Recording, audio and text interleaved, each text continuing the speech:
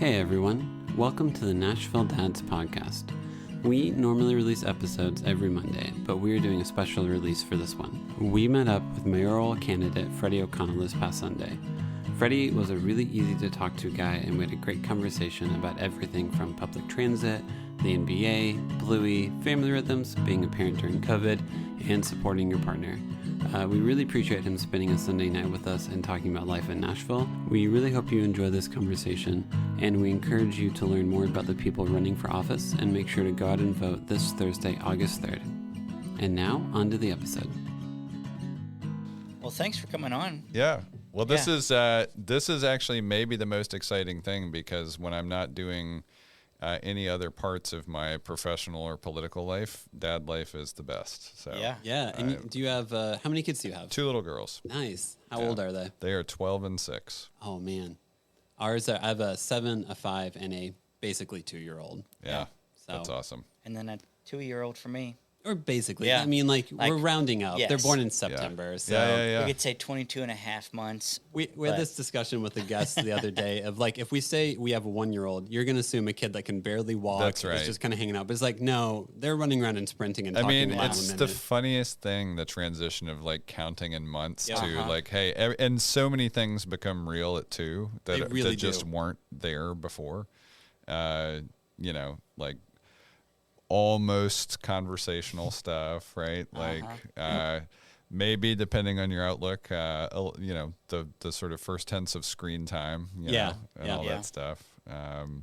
And we also watch both of our girls kind of really develop friendships around that age, right? Mm-hmm. Like, hey, there's a person my size that kind of shares at least some of my interests, which change every 5 minutes. This is cool, you take them to a playground or something like that, and they actually they don't parallel play as much. Right. They want to be involved with what other people are doing. You're like, oh, your personality is showing so much more. Yeah. Anytime a friend of mine has a kid that's less than 2, and they're like, this is really hard, and I'm like, no, like 2, the whole game changes, everything shifts, and it's really fun. Yeah. And it's really exciting. Yeah, we've got an app called Sprout About for Ada's daycare, so you can see pictures, videos, and stuff like that. Just watching her develop into like those friendships, and it's just amazing. Yeah. I love it. Yeah. Yeah, it was interesting because our older daughter, I just remember so clearly the day like that she was at home, and she had been pulling up on stuff, and it was like the week she turned 1, and she's standing in the kitchen, and she kind of puts both arms up, and then she just like tears off across the house, and I'm like, what did I just see? Yes. And it's so surreal to just have everything work a little differently with a second kid, right? Because our younger daughter took her first steps at daycare, and it was just like, okay, I mean, it's so interesting because you want to be there, and yet I think especially the second time around, some things are a little more familiar, and you're kind of getting those rhythms to try to align as much as they can. Yep. No, it's I'm the youngest of 3, and like I'm glad that smartphones exist, because I feel like like being the youngest of 3 is like, where the picture of me as a baby, and they're like, we were trying to keep all of you alive and fed. Yeah. We didn't take time to take a picture, then go develop the picture, then go pick up the picture, then put it in a photo album, which would still be around today. So So I am the youngest of 2, and younger of 2. And so it's funny because like I'm one of 2 brothers. Whitney's one of 2 sisters. My brother has a little boy and a little girl. We have 2 little girls. And so it's just like, I guess we all exist in pairs. Yeah. But at my parents' house for a while, I mean, literally years, hanging on the wall was like a sort of a cloth blanket that my mom had made that was the 3 of us, and then a pink piece of fabric that was my brother. Yeah. That just never got Very much. Yeah. It's just a reality. And I mean, like I used to think that was like, now I view it with a rueful sort of humor, Pretty right? much. Because it's like, okay. Our third born, his due date was originally in August, but he was late enough that he was born in September. Yeah. So like on our baby blanket, my wife stitched his name, Joshua James, August 2021. still says August 2021. She hasn't gone back and like updated to September, and we're like, well, now it's kind of part of the story. We gotta keep it in there. But yeah, growing up, I was like, where are all the pictures of me? My parents like, wait, what? I'm sorry. Did you eat? I need to make sure. Did you eat? Were you good? Like, you've gotten all your calories and hydration for the day. Yep. You didn't just watch TV all day, correct? Yeah. So it's very different. It's like mostly know where you are. Yeah. I had a conversation with my parents probably about 10 years ago of where are all of my pictures at? And how many siblings do you have? I just have one. Yeah. She's 7 years older than me. Yeah. And they were like, oh, they all got damaged in the flood. Oh, no. I was like, why were they in a box in the basement to begin with? Shouldn't they have been out? Shouldn't they have been out and displayed? Yeah.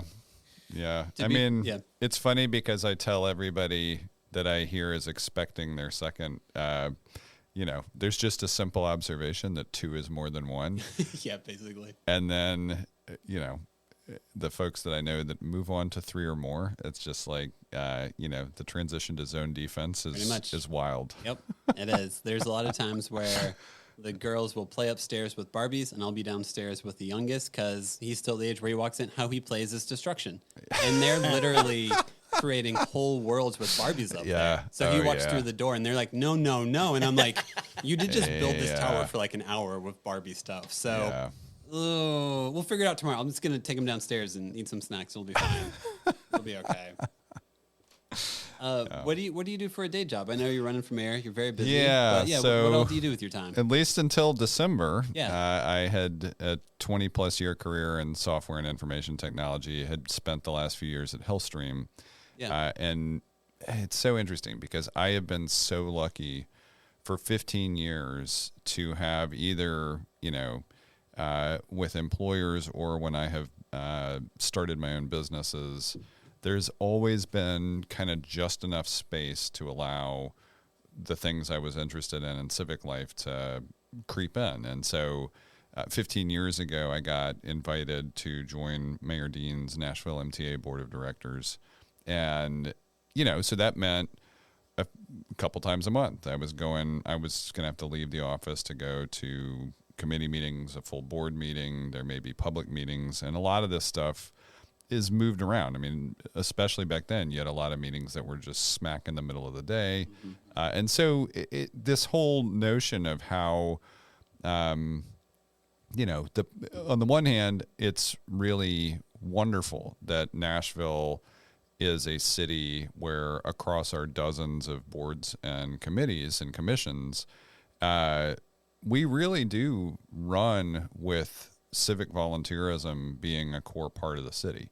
And yet there is some, you kind of have to exist in a state that makes that possible if you're going to be committed. And I'm very fortunate that for that entire 15-year period, I've never hit a, work civics balance that was like, nope, you can't, we're not letting you go to the, do something civic or, and then since then too, I've kind of led, like when I was joining Hellstream, I was very upfront about the fact, oh yeah, by the way, I also have this kind of side hustle of being on the Metro Council. I'm not giving that up. Not going to resign my seat. Hope that's cool. So it's interesting and I do think in some ways software, and just technology-based companies for a while, I think, have had maybe some more flexibility than a lot of other industries and a lot of jobs. But and so I've been very fortunate that the career path I chose decades ago has afforded me the opportunity to be pretty deeply involved in civic life. That's cool. Yeah. That's awesome.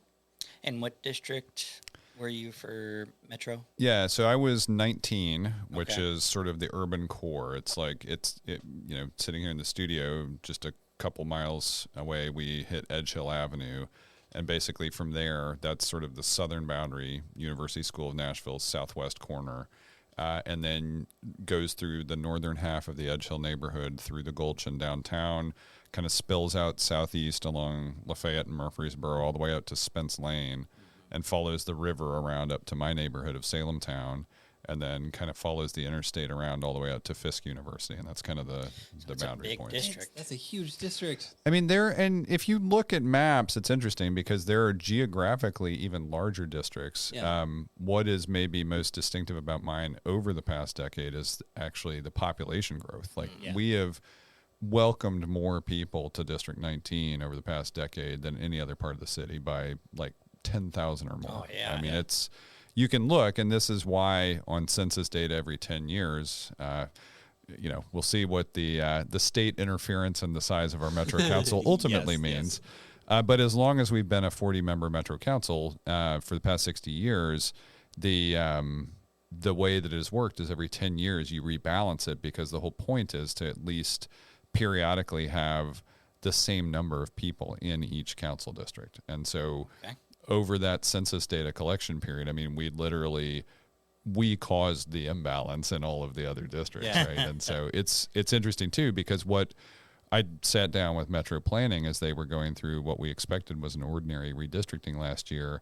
And I kind of said, you've got a couple different options here. The district either gets smaller, or you kind of break up parts of the urban core, like into a north-south or east-west. And basically their approach spilled it over into the East Bank, which right now does not have many people living in it, and then came in a little bit. So in some ways, we lost some of the diversity, both racially and socioeconomically, that the district has had for a long time. But it also makes it a more uniquely urban district going forward for whoever succeeds me. How'd you end up living in Salem Town? So that's an interesting story that probably shaped the rest of my life. There we go.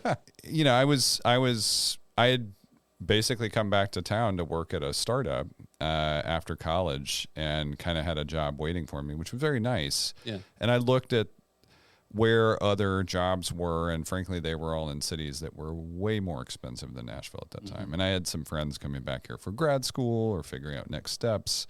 Already working, and I thought, I'll give this a shot at least for a little while. Low cost of living, it's the first time I'm making a salary, and it seemed like a pretty good opportunity to just check that out. But as I made that decision, there's still some, I would say, discussion in the family about whether or not my brother kind of drove a car that I might have had access to into the ground or not.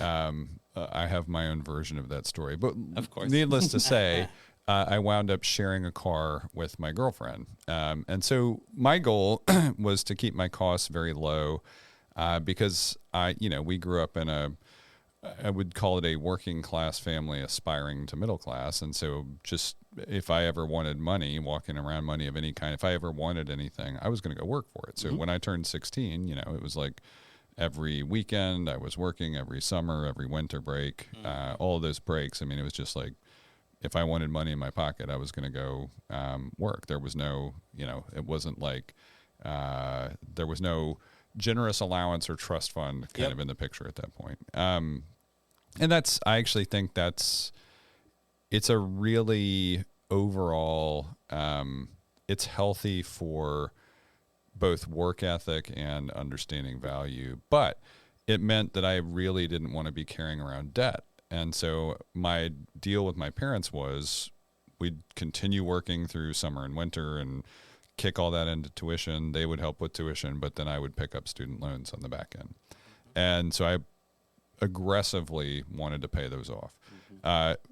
My reward for doing that, of course, was that my girlfriend's car broke down. She had moved away for a couple of years to do pre-med studies, and I spent that period saving up a lot of money by being car free. And it turns out it's a great way to save money, even though it is not the easiest way to exist in Nashville. So, I mean, I figured it out, though. I was living just west of Centennial Park at the time. At that time, there were actually 3 bike shops in the area. I walked over to Cumberland Transit. Oh, yeah. Bought a Trek 7100 that I still have to this day. Nice. And it's a great commuter bike. Figured out the transit system.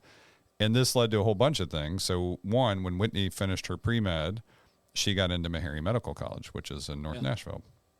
So we needed to be, so I, by virtue of living that inexpensively. I had enough money for a down payment on a house. I had a friend living in Hope Gardens, which is basically just around the corner. He's like, hey, you got to check out these neighborhoods, kind of near the farmer's market, the Capital District. And we just found an amazing home in Salem Town that we've been in for 16 years. And I mean, it was that choice between buy an expensive asset that depreciates as soon as you acquire it, or invest in a future. And I chose the latter. And so for the first couple of years, Whitney had to be close enough to campus to walk, bike, or take transit because we didn't have a car. We owned our home before we ever owned a car. And then by the time we were a couple of years in, it kind of become more comfortable as homeowners. It's like save up for that first car, start having kids, discover you need a second car, pretty much. All of that kind of stuff. So, but that's kind of how we got to Salem Town. In that journey, though, that's how I think the mayor's office had become aware of sort of my background and story. And that it was like the call you never expect to get is the mayor's office calling to say, hey, would you like to be on the Transit Authority board? And I'm like, am I being pranked here? Yeah, right. It's like, that was the real sensation of it. And yet it turned into an extraordinary opportunity both to work on a policy that not only did I have some lived experience with, but cared deeply about. Just joined a group of people who I couldn't have. It was almost like going to grad school for free in civics. It was people like Bill Barnes and Louis Levine and these two amazing women, Gail Williams and Marianne Ott. And so for 7 years, I got to do that. It was amazing. That's cool. Yeah, and then in the meantime, becoming a neighborhood leader, invited by my neighbors in Salem Town to do that. But that's so the story of getting there. Also had so much to do with why I wound up not only being interested in, but feeling qualified to run for council when 2015 happened. Sweet. Yeah. And transit is so important. I mean, I grew up in Northern Kentucky, which was very dependent on a car. I was going to say, you mean it's not a transit paradise there? No, it was so dependent on a car. Even Cincinnati was very dependent on a car. Their public transportation was just horrible. Well, and Nashville now is one of the most car-dependent cities in the entire country, unfortunately. Well, my sister lived out in Seattle, and I went and lived with her for a little while.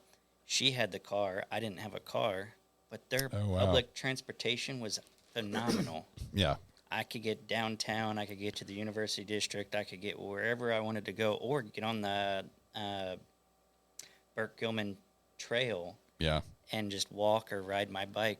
And that's, I think, the benefit for me of when I knew that I was going to go to college and had decided, like, I went away knowing that there was something I wanted to study. I knew what I was interested in. I knew why I was going to college. I knew that I was going to college, that I'd have some family support to do it.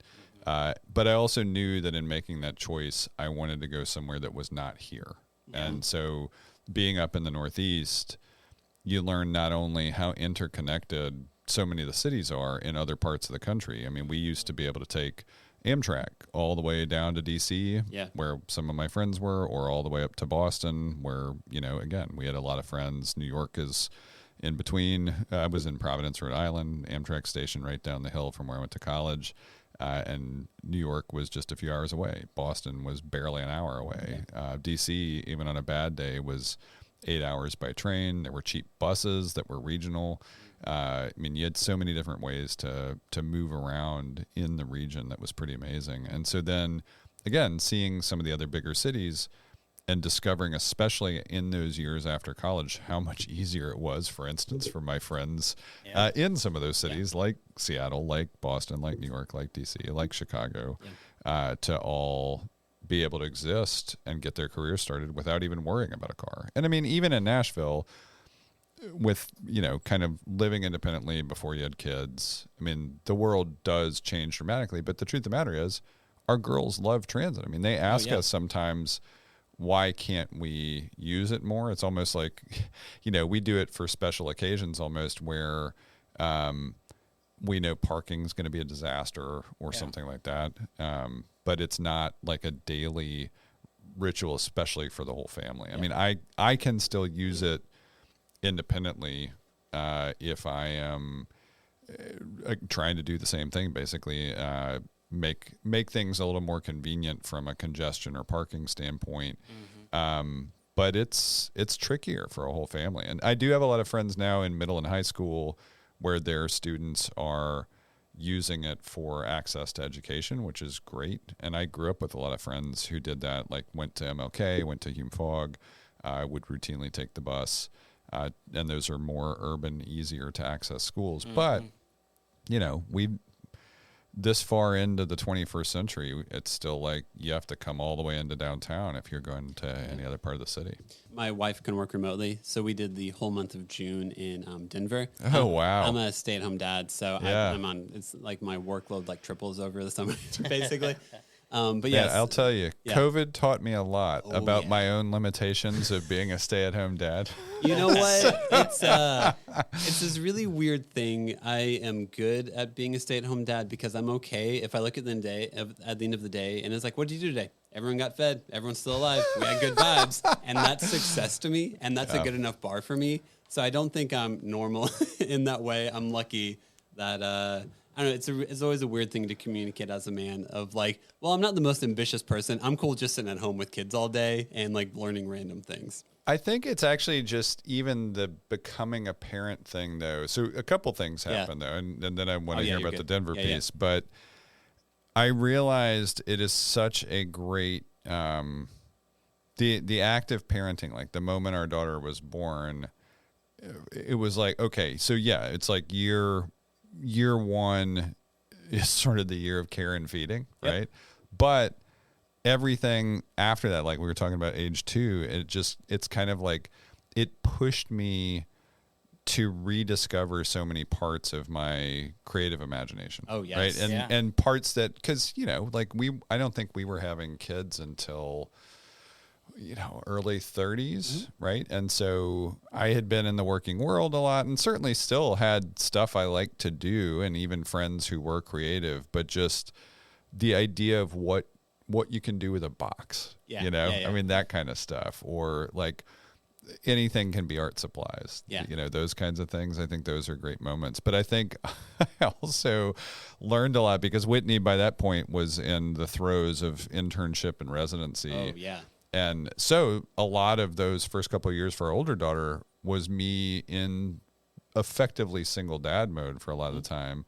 And I discovered that, man, with attention spans so short for kids, especially under the age of 3, it was very challenging for me to have to switch gears like every 5 to 15 minutes. Yeah, I feel like my wife will be like, what was Josh like today? I'm like, I just waited 5 minutes. It'll change. Like whatever I tell you he's into, like within 5 minutes from now, it'll be something different. He spent 20 minutes putting water in one cup, dumping it into another, and then I put a bin under it so it stopped spilling on the ground. Then he got really excited about that. Then I put some almonds in there, and then he got excited about that. And you're just like, that was an hour. That's how it worked out. Lived that. I mean, it's so... It's adorable also. It is. And I think that's the challenging part is I knew that I mean that's it. It was really good to be pushed on the creative imagination front. It was really hard to be tugged into attention spans that short, right? So we looked at I think in my response to it in some ways was to turn weekends into adventure time. Yeah. Like when it was just me and our older daughter, it was like, Wishing Chair Productions at the Nashville Public Library. It was like every park with a playground. It was, anything especially that had a spray ground. And so the hardest days were when Whitney was at the hospital on a Sunday when everything was closed and it was raining. Yes. It's just like, because now I'm locked into this short attention span theater of early childhood. Yeah, because you're a grown-up. So if you create a world, you want to then live in that world. You're like, let me build a ridiculous tower out of cardboard. I will cut windows. I'll make it to scale. I'll make it proportional. This will be an architectural. Oh, you already sat on it. Okay, never mind. Or all right, got the blocks out. I'm thinking about. Oh, we're not playing blocks anymore. No, okay. I just now you're eating just the started Legos. here. Never mind. Yeah. Never mind. Yeah. I like to do like time speed trials with like magnetiles to see how high I can get them before the kid knocks them down. Yeah. And granted, realistically, there's some days I'm really good at. Other days I'm like, oh, can I just finish something? Yeah. Like for the most part, I'm pretty good. But there's still the days. Got a color sheet. Here's all the crayons. Got it. Oh, I see. You've colored like one little thing, and we're off to go do something else. You buy like finger paint. And you're like, oh, my kids are going to learn how to finger. Oh, nope. They try to eat it. Okay, now they scream when I wiped it out of their mouth, and now they're crying in the corner because I didn't want them to eat paint. This is not how this morning. I thought this morning was going to go. It's pretty funny. I will try to build the tallest tower with either blocks, Legos, or cups or whatever, and then I will like try to hold her back from. And my wife's this is like, for you, babe. Those are her toys. Let her do. I'm like, I forget sometimes, but I just want to create. And I tell you what, it is very hard to reflect on life before kids. Oh, yeah. And wonder what the hell we did with all that time. You know, it's just like, watched a lot of TV, I guess. I mean, I do think I saw my friends more often. I mean, there was more socializing, but I think there was all, like before our older daughter was born, I would sit on the front porch with a cup of coffee or tea and read the Financial Times and have a morning. Have a morning, just a little routine. It's like, yes, have a morning to myself. Yep. I was not packing lunches, making breakfast, doing all the things. But all me. right, anyway, take us back to Denver. Or just anticipating that your kid's going to wake up. My wife is a morning person. I'm a nighttime person. Oh, my God. So she'll be like, I'm going to wake up at 5 and read a book and try to like have an hour before something's needed of me every single second of the day. Yeah. Because she works full time. She supports the whole family. Yeah. That's stress level is pretty high. And then it's every time she plans to wake up at 5 and read a book or go on a walk, a kid wakes up at like 5:15. And then she's like, It's like, how do they know? I didn't even touch the doorknob. Regardless of where we have gotten to, if something has gone wrong, that one of us is going to have to be up unusually early. Yeah. Those are the nights where a nosebleed happens or a thunderstorm that they usually sleep through wakes somebody up, or the dog goes nuts, or somehow at like before alarm going off time of day, you hear the thump, thump, thump down the stairs, and you're like, "What? You were up late too? What is happening here?" Yes, that's the parenting advice for the podcast. If you put your kid to bed at 10 p.m. and they're going to sleep in, nope, they never do, and you just cross your fingers they aren't cranky the next day. And I think the corollary to that is if you know you have to be up early the next day. Count on your sleep being ruined because it will be. Pretty much. And it's fine. Just why lie to yourself? Like whenever someone told me once your kid sleeps through the night, somewhere in your brain, you then anticipate that to always happen. And I don't know why, but your brain is like, no, this is our new reality. And you're like, brain, this is not reality. This was a lucky night. It's just, I think it's funny because I do think that there are some things that happen in life where when it happens, it's like you join a different club. And whether it's like, I mean, but it could be anything. It could be cancer survivors, right? Yeah. And but I think becoming a parent is there because there are just some things that my friends who are not parents do not understand about living, right? Like it's just like our lives are just fundamentally different at this point. Oh, yeah. I remember, out of my core group of friends, we were the last to have kids. And every time that I'd ask one of my friends, hey, let's go out. Let's go out. Let's see each other after 8 p.m. 9 o'clock?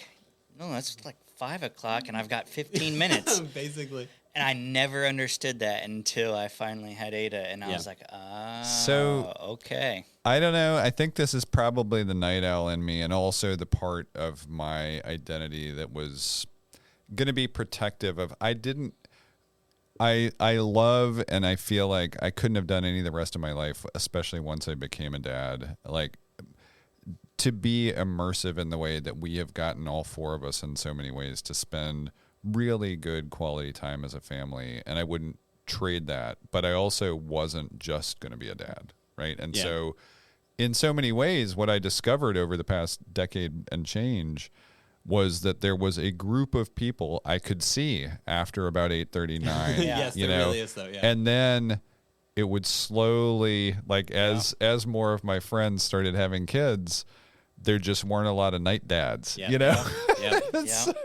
It's just kind of a funny thing. So I'm in bed by 9 o'clock now. Yeah. I'm like, whenever I was sleepy most of the day, my wife was like, do you need a coffee? And I was like, no, once the sun goes down, I'm going to be wide awake. So I'm that way. Yeah. Anyway, Denver. Yeah, so Denver. So you had a good good experience out there. We did. Yeah, no, we did the light rail. We stayed like in University Hills, which is like 4 or 5 miles south of downtown Denver. Yeah. And we were like, it was like a Sunday morning. It was raining. It was gross. And we're like, you know what? Let's take the light rail down to Union Station downtown. And all 3 kids the entire time on the light rail were like, oh my gosh, we're on a train. This is so cool. I can't believe this. And then they asked to ride the light rail for the rest of the time we were there. And so every year, this local group called Transit Now Nashville and a couple other partners do this thing in the spring in April, which is Transit Month. Okay. And it's this event called Ticket to Ride. Yeah. And it's basically they bring anybody who wants to do it. They start at Riverfront Station and actually reverse commute out to Donaldson, right? Okay. And so then you get dinner at Fat Bites, which has participated for years, but you ride the Star. And it's like you can catch one of the last 2 outbound trains for the day, but every time, like, it is our girls' delight to be on the train because it's the only experience like that you can have except for the Tennessee Central Railway Museum. Mm-hmm. And that's cool too, but this is like you're actually going from point A to point B, and even more interesting is because there is no inbound train on the way back, you wind up taking the bus back in to wherever you parked or however you got back downtown.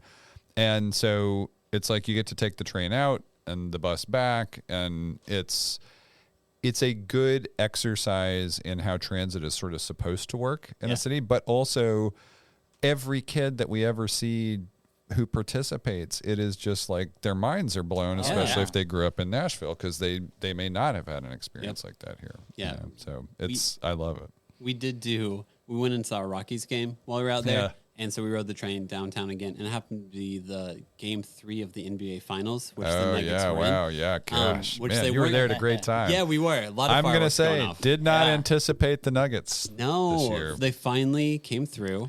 Everyone stayed healthy, and that made all the difference. I'm happy a Kentucky guy was on there.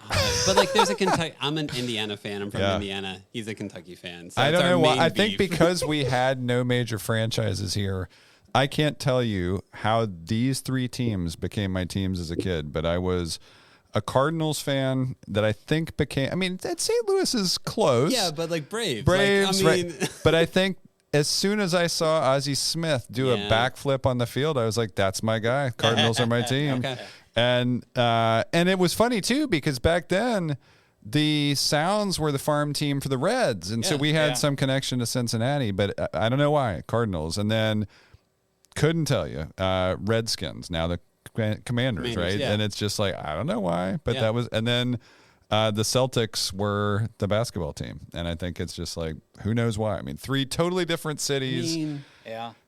Way to also, because when did you grow up? This would have been like, you know, I like my Sports Illustrated subscription probably lasted like, you know, 85 through early 90s maybe. But also you got Larry Bird in there. So, I mean, Larry Bird was pretty solid. Yeah. Yep. But like we're more 90s kids, so it's like it's like Bulls are kind of impossible not to be with. So my brother was born in 1980. Okay. And so he was definitely of the era of the, you know, like the core Jordan Bulls. And I mean, I lived through it, but for whatever reason I was not, like, I respected the game. But it wasn't my team, you know? So, and then he later lived in just outside of Chicago, and so they, like, he and a couple buddies got Cubs tickets, and you know, and so then they finally did it too. But also, cool. Like, all the Celtics-Lakers rivalries from the 80s were pretty epic. I think that also kind of like the Magic Johnson-Larry Bird rivalry probably helped push it. It propelled the game in ways that it wasn't propelled before. Yeah, and probably heightened my interest in it. And, of course. And, you know, so it was, but those were the 3 teams that I came up with without having anybody. And of course, now I'm a Titans fan. So of course, that's good. Yeah, I mean, you know, we do have Nashville SC. I mean, you're obviously wearing the jersey here, but honestly, though, in this moment, one of my favorite moments for being a dad, particularly a father of two daughters, was we got to take them a few months ago to see the U.S. Women's National Team, and it was their first experience in Geodis Park, and That's really cool. Getting to see Megan Rapinoe play cool. on the field in person in this amazing new facility, right as they're about to try to go do a three-peat at the World Cup it was just, there's nothing quite like being able to deliver a sports experience like that. Although I did get to take our older daughter to one game of the Stanley Cup Finals when we were playing against the Penguins. And I got to tell you, USWNT was really cool. Yeah. But I have never in my life had a live sports experience like the Preds Stanley Cup Finals game. Yeah. And just one game, but it was exhilarating. Yeah. I mean, it was what the Preds did as an organization to enliven. Like they gave you like a little glowing wrist like a bracelet when you come in. And at different points in the night, they'd light up in different synchronized patterns and, turning the ice into like a big screen with all kinds of incredible highlights. And you've never heard the crowd that loud. I mean, we went to the watch game at the stadium when they were in Pittsburgh. And that was phenomenal when we lost that game. Yeah. But it was still amazing. Well, wasn't how that many like, people were there? There was some insanity where like it was supposed to be CMA Fest. It was also it Stanley was. Cup. So, there was a show at Ascension. Like that's so walking downtown was insane. Craziest overall night. Yeah. I had actually gone with a friend to CMA Fest at Nissan. Yeah. While sadly the Preds were losing the final game. Yeah, that's right. in the series there, but I have never seen like me personally more people on both sides of the river. Like the Siegenthaler Bridge was packed, and like both sides of the river were full of people.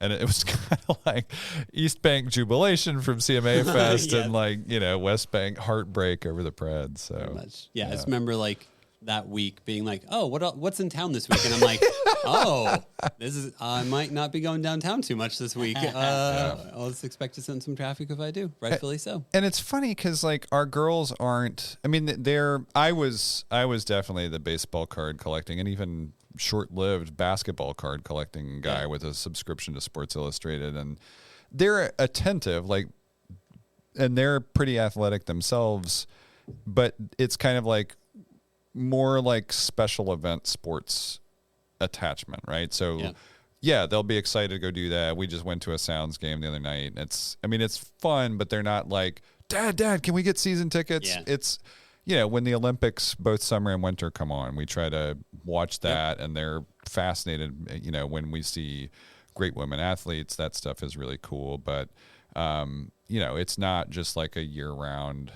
I was the kid who you took me to a Sounds game, and I wanted to keep score every time we went. It was, and that again, baseball card guy. So I'm almost a little disappointed that the Women's World Cup is in New Zealand this year because all the games, the times are really terrible. It's real rough. I can't. I mean, they're only 14 hours ahead of us. They're doing the best they can. I mean, it's not as easy to watch as I had hoped. What, you're not going to wake up at 2 a.m. for the not USA? Only that, but not right? I am not that much. Also not going to wake the girls up for that per so what we just discussed. Pretty much, yes. If they're asleep, you don't breathe. You don't mess it around. You don't make any noise. Yeah, I think their first game was on like a Friday night at 8 p.m. And I was like, all right, we're going to watch at least the first half and it'll be really awesome. And I was proud because my oldest daughter, the one player, I think Sophia Smith, got 2 goals, and she was like, "Oh, if she gets one more, she gets a hat trick." And I was like, you've been listening, Yeah. So it was one of those. I feel like proud father moments are really funny because you don't realize that they're a proud father moment until they happen, and that was one of them. Every now and then, you'll see something where you're like, "Nailed it, got it, success." They do listen. I am a good friend. It is funny, though, because I feel like with our older daughter, all 3 of us, by the time, like, I felt like partly because we had to out of necessity with Whitney being at working at the hospital so much those first, 2 years in particular, it was like we were poised to have a pretty strong relationship after that. And so for for truly the past decade, I mean, it was kind of like she had an extremely short-lived terrible twos and locked in a sleep schedule that worked for me for years, where there were like 2 years where I didn't even have to set an alarm. I knew she'd get up like clockwork around 7 o'clock. Yeah. I could get her to preschool and get to the office by 9. And like our mornings were just dialed in. It was great. Probably the best sleep I've ever gotten in my life. And and then she just grew up to be a great kid. And it was like, oh wow, yeah, look, we kind of figured out parenting. Yeah, right, yeah. And then we had our younger daughter, and she is a different spirit. It's so funny because my parents always told us all 3 of you kids are drastically different. And then I had my second kid, and I was like, I get it. Yeah. I now understand it. And then I had the third kid, and I was like, no, seriously, I get it. I don't need more examples of how I need to be more humbled. That's fine. So just throw everything out the window? Well, not everything. So 90%. Close, because for our second, and I don't know how true this is for everybody, I have personally not yet met a child who so stubbornly refuses to respond to both incentives and disincentives. And it's like, okay, I'm out of tools. Yeah, basically. Let me reward you. You don't care? Let me disincentivize. Yeah. I don't want to be that mean of a dad. Come on. I just want you to brush your teeth. And it's just like, it's like, wow, I didn't think we were going to get to nuclear stuff over things as simple as brushing teeth, but here we are. It's like the untold stress of parenting. I always try to tell people is like the things you get mad about are usually things you didn't think you'd have to fight about in the first place. Oh, man. Yeah. And then you're exhausted because, you're like, I don't know. I had to think of a way to creatively get a kid to eat a grilled cheese sandwich they asked me 4 or 5 times because they were so ravenous that they couldn't stand. And then I put it on their plate and they refused to eat it until I made them sit down and told them they'd get in trouble if they didn't because I was out of cards to play. That was my afternoon. Yeah. Yeah. And I mean, it's funny too, because the rhythm of how, like, as you parent together, right? The rhythm of the partnership there. Yeah.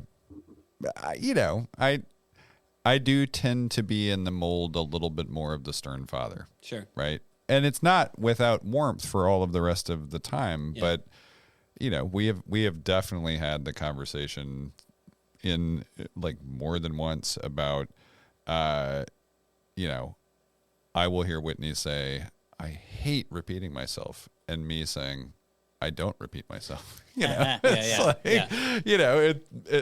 I think there's just, that's the mode, but it's, it is interesting because in that, right, in sort of the, the gentle touch versus the, the idea of consequences mattering and so forth.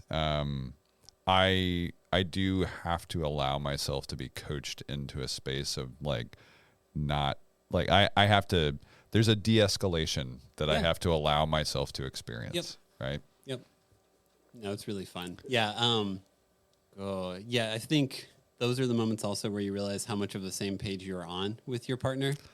And then you're like, oh, okay, cool. So next time I need to be kinder. And the moment I felt like I need to be kinder, the look on your face kind of proves, yes, I need to be kinder next time. Got it. Yep. Cool. And it's funny too, right? Because I can catch myself barely. Yeah.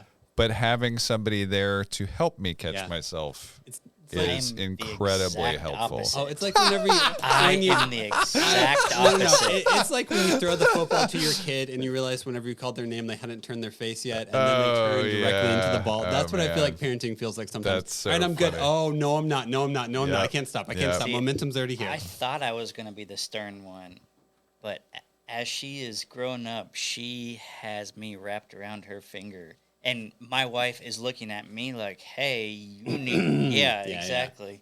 No, I am not the one who spoils. I am not the one who lets you get away with things. Yeah. I want to be that way, but I can't. I think I was a little worried about that. I think especially by the time we were like the parents of 2 girls. But I think also maybe the fact that our first daughter was less challenging in some ways. And I mean, like our younger was the one who got up brutally early for 3-4 years before, like we'd got eventually one of those sleep lights to say, you cannot leave your room until this is green.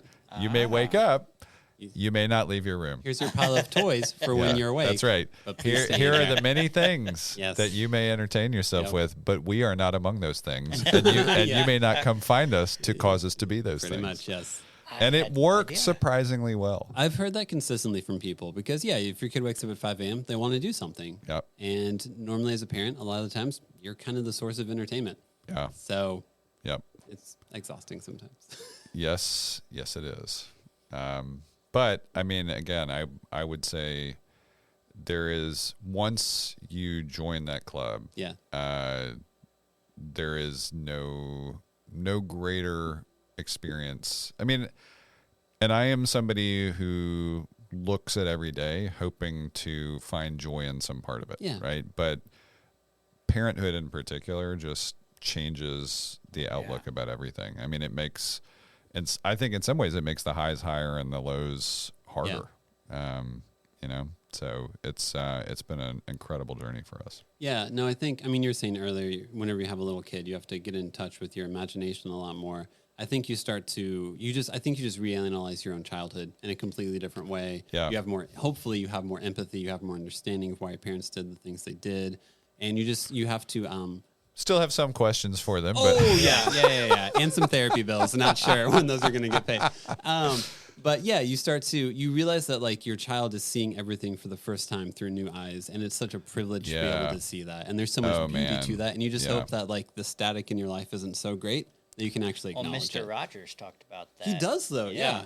Oh God. And I got to tell you, it's not without some heartbreak that just couldn't ever get either of the girls hooked on anything Mr. Rogers. Like our older daughter, it's funny.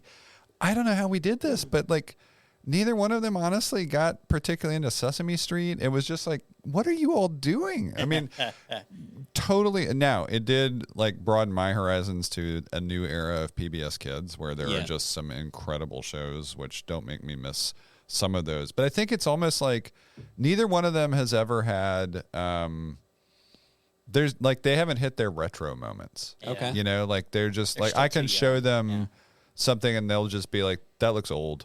And it's like, I know, it's part of my childhood, it's part of my identity. Do you want to know? Like, nothing? Okay. No, that looks like, why is it grainy? Oh, like, no. why does this why is does not it, an HD, Dad. why is it square? Yeah. You know?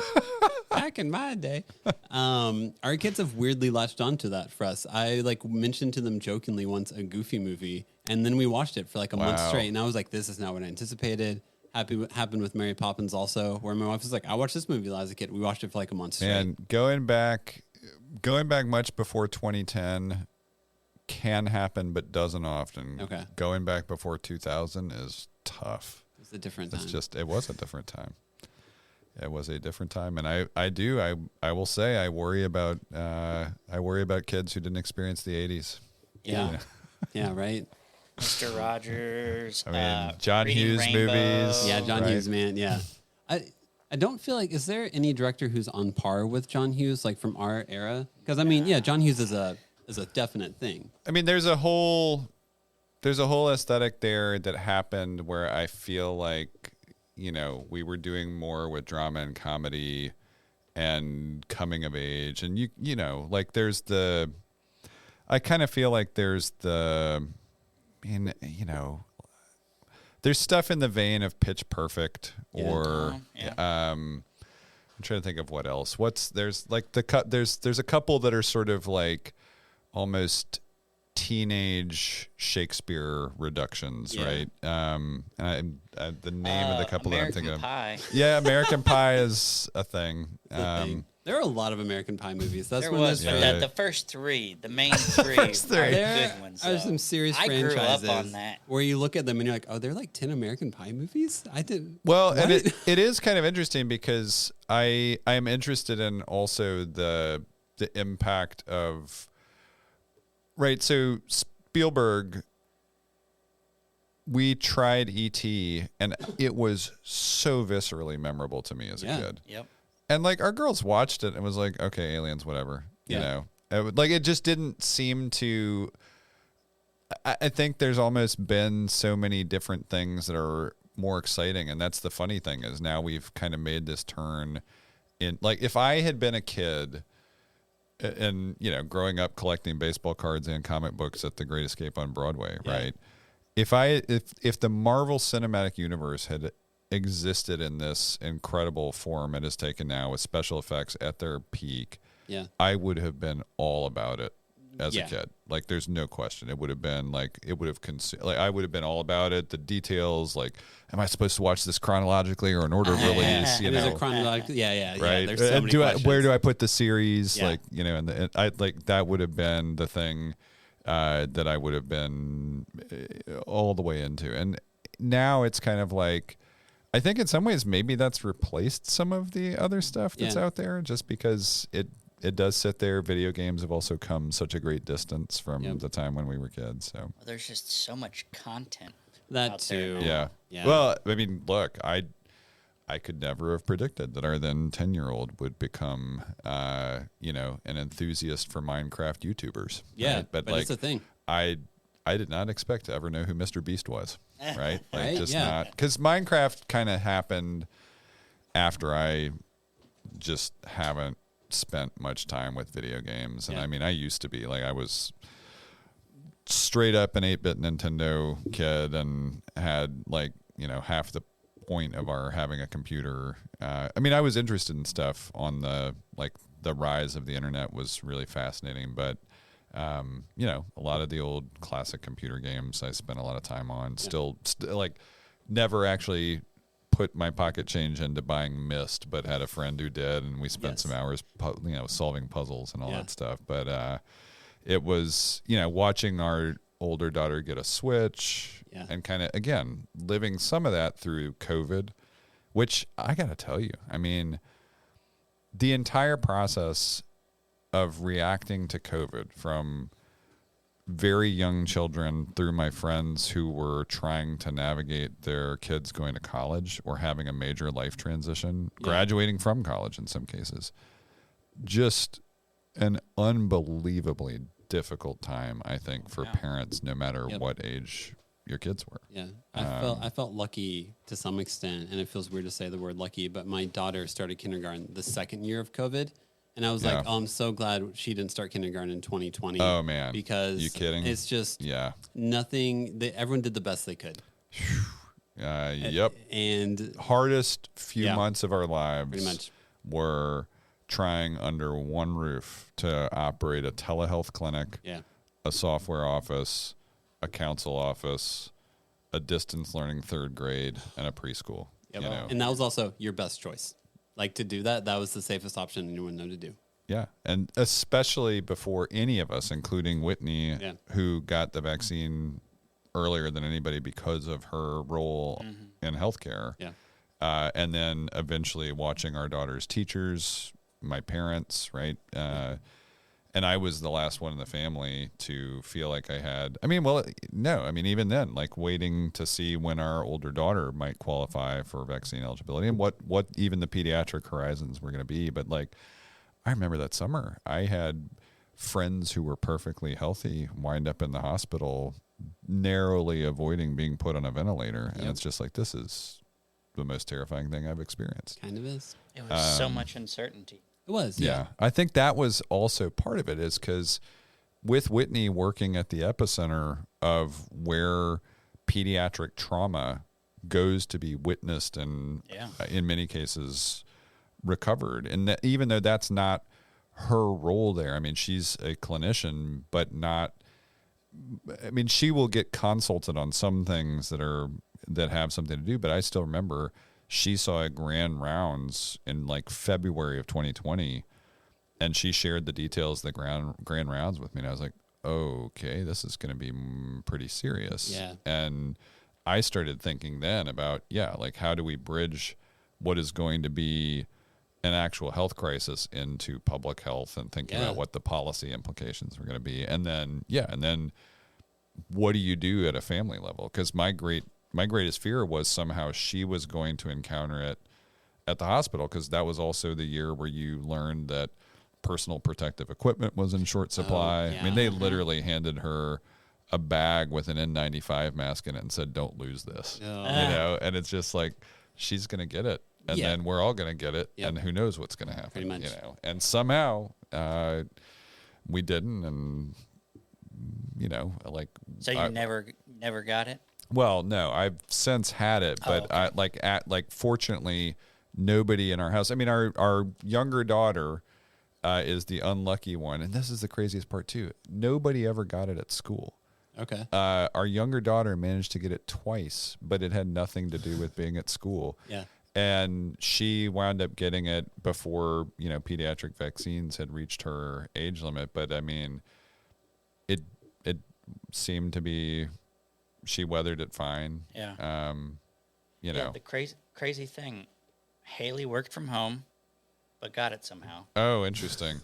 I worked out in the public. You do landscaping, so like you can't do your job unless you're out in public around people talking to people. At least you're outdoors most of the time. I never got it.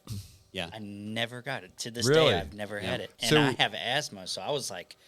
That was what I was also worried about, is my friends who had some kind of immunocompromised state. Like, I have friends with asthma that I was terrified for. I have, you know, friends with heart conditions that I was terrified for.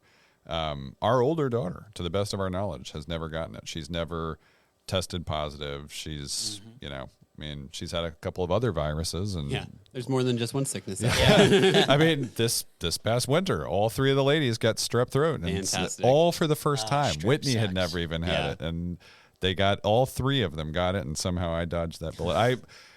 This is, you know, the other part of parenting is just looking at it's almost like you wind up creating an internal chart of household health. Yeah, pretty much. I mean, we did not actually explicitly create one, but last year I was the record holder for fewest fevers, and I felt very good about that, because I really needed not to get sick. Did you find a good trophy shop that gave you that trophy?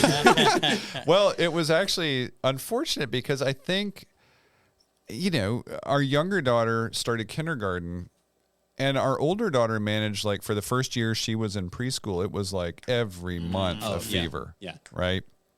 Our younger daughter, she seemed to be sturdier all through pre-K, but hit kindergarten and apparently found every virus there was to find. Like every toy. I mean, the roles always reverse. If you've had a lot of viruses early on, your immune system but I gets mean, better, they I guess. both, and I think some of it was because of all the COVID precautions. Yeah. Her preschool experience actually meant that she just had less exposure, period. Not that she wasn't around other kids, or maybe even didn't, like, she got a virus or two. Yeah. But like our older daughter, when she was going through it, I mean, it was like, and that's the era when you're putting everything in your mouth, right? Yeah. And it's just like, our younger daughter didn't really get that. But I mean, we got one of those letters from Metro Schools that's like, you know, basically, you're contributing to chronic absenteeism. Are you having issues at home? And it's just like, you know, I mean, it was just tough, because she started her first week of kindergarten with a double ear infection. And I'm just like, come on, you know, it's just like, That all right. stinks. Yeah. We got COVID whenever our youngest was born. So, like, we were at home. Oh, yeah. We didn't even know we had COVID. Like, someone came and stayed with us and then went home and tested positive. So we were like, we should get tested too. And then we like got the booster, and they're like, your symptoms from the booster might feel like what they felt like whenever you had COVID first time. And we were like, we had a newborn. Like, I have no idea what was COVID and what was like. We had one sign that maybe we had COVID. I had bought a new deodorant, and I was like, oh, hey, do you like how this smells, to my wife? And she's like, I can't smell anything. We're like, oh, wouldn't that be fun if we had COVID? And then 2 weeks later, we all tested positive. And I was like, that was the only symptom I had. Really? I couldn't smell my deodorant. We had no one in the entire house. Everyone had it. All 5 of us had it. No one had a fever. No one had any stomach issues. No one had anything. My wife and I couldn't smell very well. That's lucky. So I never had that. I did wind up getting it twice, and both times it was like 6 months after I had gotten a vaccine or a booster. And it was like, and you know, I mean, right.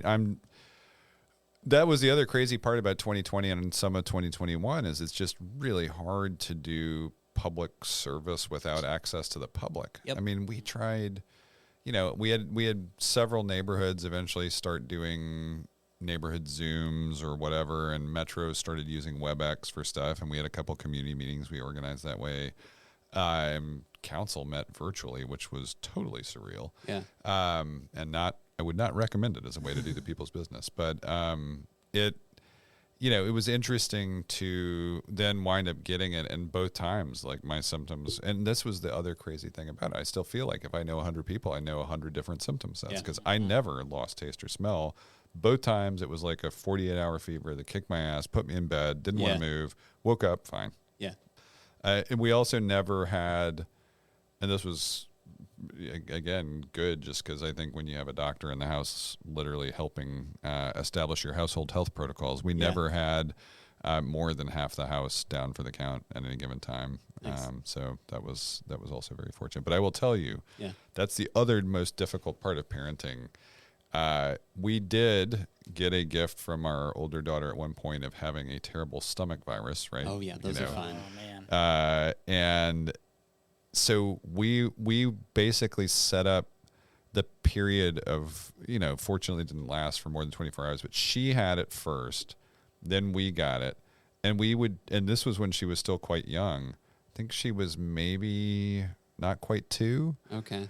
And so we were taking turns an hour at a time, dragging ourselves out of bed, miserably looking after her in and around trips to the bathroom, crawling back into bed, pushing the other one out, and just doing that for like the waking hours of the day. Yep. And it was when both parents are out of commission and you can't reasonably bring anybody else into the house or send the kids anywhere. Oh man. It's real fun. It is hard. The worst virus I've had, hand, foot, mouth. Oh yeah, you got hit hard by hand. You got it. He did. Yes. My little girl got it, and I tried my best not to get it. And man. Wow. See, It we was know our older horrible. got it when she was, again, like getting everything that was available in pre-K. Yeah. We never contracted as adults. So I don't know. Yeah, I didn't get like the blisters all over. I just got them on my hands. Oh man, it's just They not hurt. a fun disease. Yeah. Yeah. But the fever that I got, and just the muscle aches and just exhaustion. Yeah, you thought you had the flu. Oh, I thought I had COVID or that's flu right. or Yeah. something, and everything was negative. But man, it put me on my butt for I think a good 2 or 3 days, where I couldn't get out of bed. Yeah, I feel like that was also interesting. So we had the times. So two quick thoughts about parenting and household health, right? So one, I will say, I highly recommend having a live-in physician. Tends to lower my stress levels. Mary right.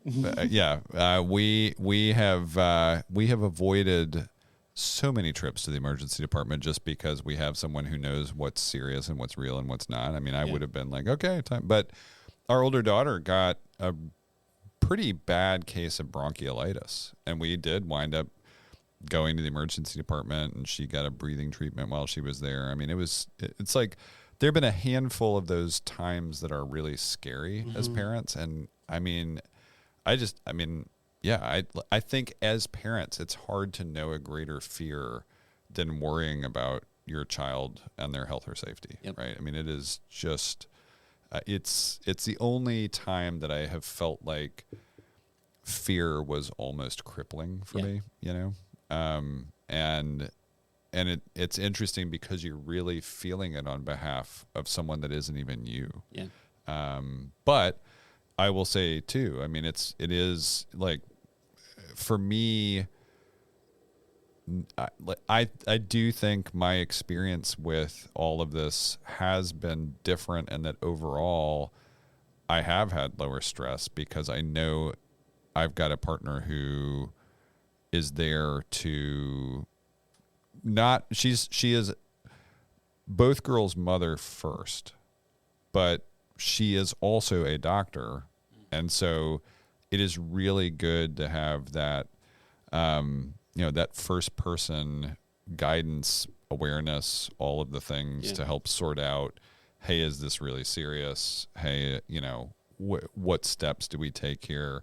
It has, I think, helped everybody in the house be healthier, both from an illness standpoint, but I think also even just like little things about nutrition. And because she's in pediatric neurology and, you know, deals with a lot of issues with brain development, thinking through those kinds of things too, of just like, hey, here's how we create an overall healthy household. And it's I mean, it's interesting how the professional lives of each of us kind of then inform the way we parent. Yeah.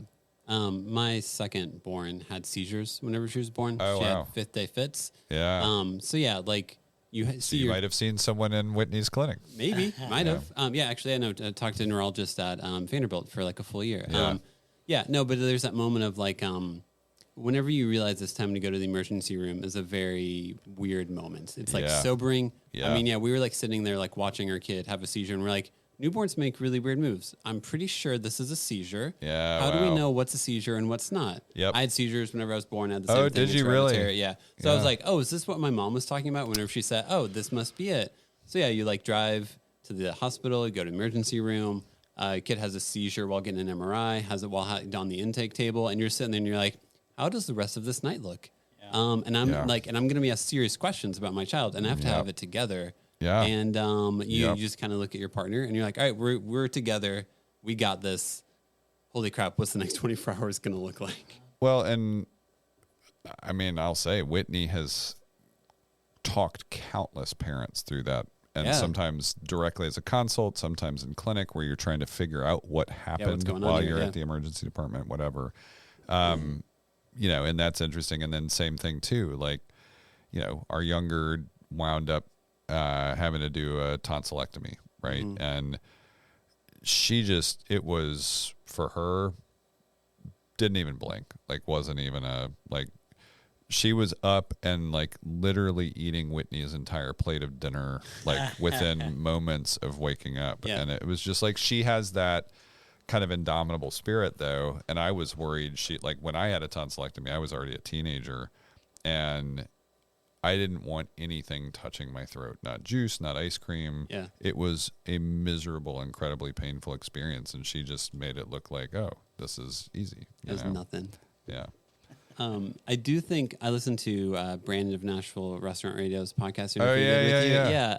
Your girls go to the same school that you went to as a kid? Yeah. That's really cool. Yeah. I'm not from here, so is that really fun? That seems like that'd be really fun. So it was kind of amazing when our older daughter had started kindergarten, they named the gymnasium for the PE teacher who started when I was there. Really? And was still my daughter's PE teacher. That's cool. And they built this incredible relationship. Miss Strickland, Coach Strickland was, and she, in some ways, it's almost like, I think she may be more energetic now than when she was starting off as a PE teacher. And it's just kind of incredible. And so, if you walk in to Aiken's gym, it's the Strickland Gymnasium. And, that was kind of an incredible moment to be there for. Yeah. And now even our younger daughter has gotten to do their holiday music program with Miss Strickland. And it is, I mean, I will say, as we came into it, not really knowing, not prejudging, not pre-selecting, but touring some schools, looking through it all, with all those options, and then even having the opportunity to be at Aiken, which turns out to be really convenient because of where Whitney works, because of where my parents live, because both girls had come out of the Vanderbilt pre-K program. It's been great to have them both there. And other than that, the crazy period where I will say for third grade, distance learning was not our older daughter's jam at all. Yeah. But everything else about the classroom experience, international baccalaureate pathway, continuing on to West End has been fantastic. That's really cool. Yeah.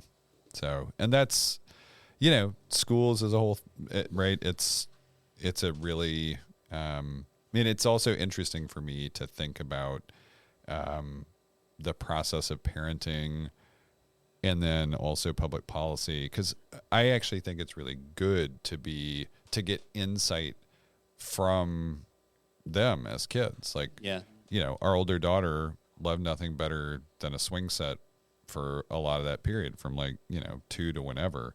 I mean, I still remember being on the playground, honestly, with both of them. The one thing that would change attention spans was a bucket swing. I mean, they could both do marathons of bucket swinging. And so I'm sure my pushing muscles got really well developed in those years. But she noticed that when they redid the playground at our local community center, they did not include a swing set. Oh. And so that kicked off a kind of multi-year fight for me to try to get a swing set installed at the playground, which is now there and is a good addition to it. So, but it's also, the fight for constantly making progress, not just on schools, but access to schools with things like aftercare, which is such a huge deal for so many parents.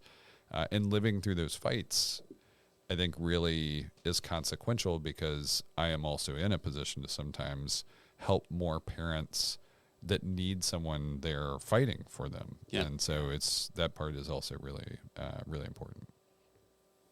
Yeah. We felt lucky because the school that our oldest goes to also had pre-K at it. Yeah. And we're like, oh, sweet. This is really cool. Being able to send our middle child to pre-K at the same school she was going to go into kindergarten at, which she starts next week or so. Was just like, oh, this is going to make things so much smoother. Yeah. So very, very big fans of Metro, Nashville Public School, and all for it. Yep. And there are so many amazing options, like schools that have on-site pre-K, the early learning centers. The hard part is we don't guarantee aftercare seats across all of the elementary schools. And that's actually when I think working families need it the most. Mm-hmm. And so that's still one of my kind of projects that I'm pursuing with some passion. Yep. So. No, but I think I'm gonna have to get more information because that's something that we're starting to. It's really so. If you can, again, it's really interesting because the pre-K programs for a lot of the metro schools that are on site, unfortunately, have the same trend where they will close at 3 p.m. because that's when the school closes. Yeah, and so you do have to make sure that the pre-K and the aftercare work together. Yeah. So the pre-K at my kid's school would close at 2. So I felt really lucky because we live a mile from our house and I stay home. Yeah. So I mean, I would go pick her up, go hang out at a playground for 40 minutes and then go do the second pickup. Yeah. But if I was full-time working, they didn't offer aftercare in that hour in between.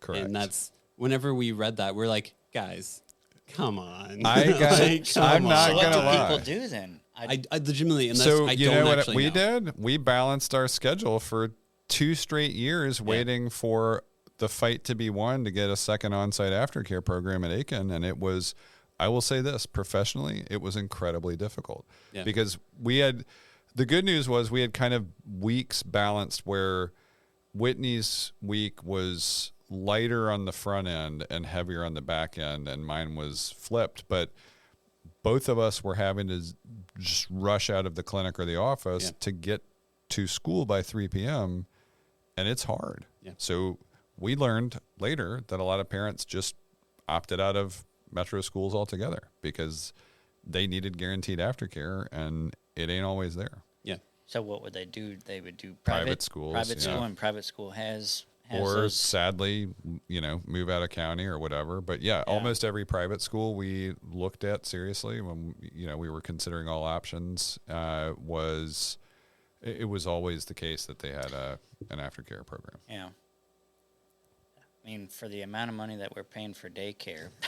And see, that's why it would be so amazing is if all of those pre-K pathways that already exist covered, if you paired them with on-site aftercare anyway to match more of the day that a working family is going to need to cover, it would be great. And that is why I am pursuing this project.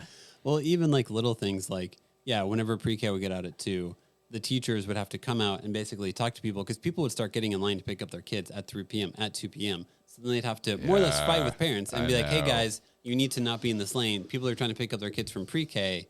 And it's just there seems like there should be a better answer than this one. It just seems like this really rigid approach to what the school day is for elementary, for middle, for high, has not really been done in lockstep with the actual needs of parents and families, including students. And I will say, in joining the club of parents, right, and kind of learning all the secret handshakes, there have been days when I'm like, how has there not been a riot about some of this stuff? It's just like, these things are unnecessarily difficult and inconvenient to the point of being real life obstacles, especially if you've got all parents, guardians, and caregivers working. Yeah, I remember having to take a bus to, like, my mom worked for Drees Homes up in northern Kentucky, and having to go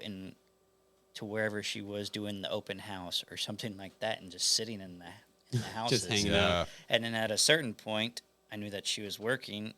I would just go home. I had a garage code to get into the garage, close it, and I was not allowed out of the house until like 6. My mom or my dad came home. Yeah. But I was like second grade. Yeah. No, I think I learned how to cook because of that type of thing. We're like, I'd be home with my siblings. We'd be like, we're all hungry. And it's like, well, I guess mom won't be home for like another 2 hours. So I guess we just figure out to make some food. We've got to figure out what to eat. Yeah. Pretty much. So Cereal. That was mine. It was constant cereal. Learned how to boil water at a young age and just add some noodles and you'll be fine. So, but I mean, those you quickly discover, and I think that's maybe one of it's related in the element of surprise of becoming a parent for the first time now, again, more than a decade ago, is just that sometimes it does seem like there is a thinness to the village model. And among working families in particular, it's like, I've tried to be really generous with my availability when friends just need a break. Yeah. Because I found it was really, really difficult to, especially for kids under the age of 5, which we had for most of the past decade, even find somebody who was moderately interested in looking after them, right? Yep. Because again, it's like there is a special, like the era of anything pre-K, I feel like it's not always play. I mean, right, it's not even a thing that an adult can engage in easily unless you're somewhat used to it. Like maybe a grandparent or somebody who's also got kids. But so many of us are so taxed if we are working, especially both of us, and one or more kids, and then you go through things like illness. Like that first year where our older daughter was in pre-K, and you have a fever every month. I mean, well, now they can't go to daycare. Yep. And you can't justifiably ask someone else to look after them. Not so much. And that means one of us is going to keep drawing the short straw. Yep. And, if one of us is a medical resident, guess who it is? And so then it's like, okay, I keep, like, every month I'm losing, like, productivity for multiple days a week through all of that. Yeah. It's those things it's like the quiet challenges of parenthood in working life. Yeah.